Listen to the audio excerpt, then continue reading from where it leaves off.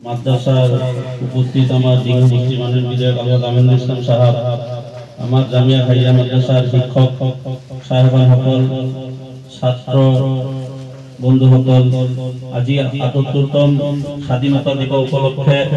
আমার জামিয়া খাইয়া মাদ্রাসার সৌজন্যত আমি পতাকা উত্তোলন কাৰ্যসূচী আৰম্ভ কৰিবলৈ আমি আগবাঢ়িছো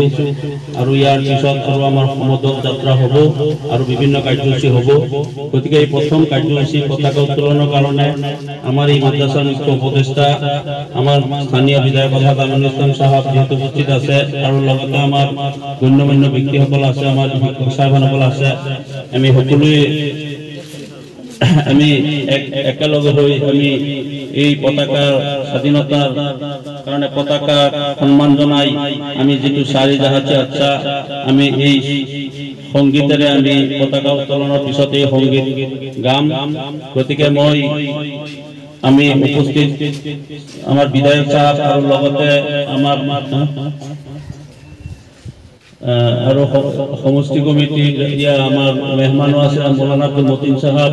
আৰু আমাৰ শিক্ষক সাহেবানসকল একেলগ হৈ তেখেতসকলে পতাকা উত্তোলনৰ কামত আগবাঢ়িবলৈ মই অনুৰোধ জনাইছো। আৰু তাৰ আগতে আমাৰ ছাত্ৰ তৰফৰ পৰা আমাৰ মেহমান সাহেব তথা বিশেষ আমাৰ বিধায়ক সাহেব আৰু মৌলানা আব্দুল মতিন সাহেবক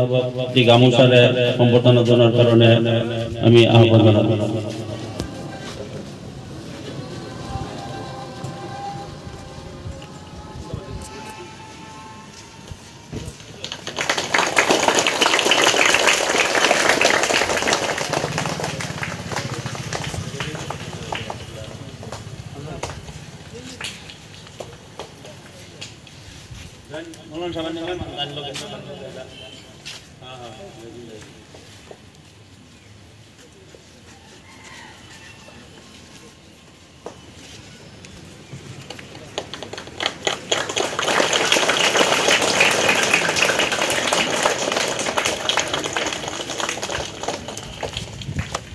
ভিডিও ফুটেজটা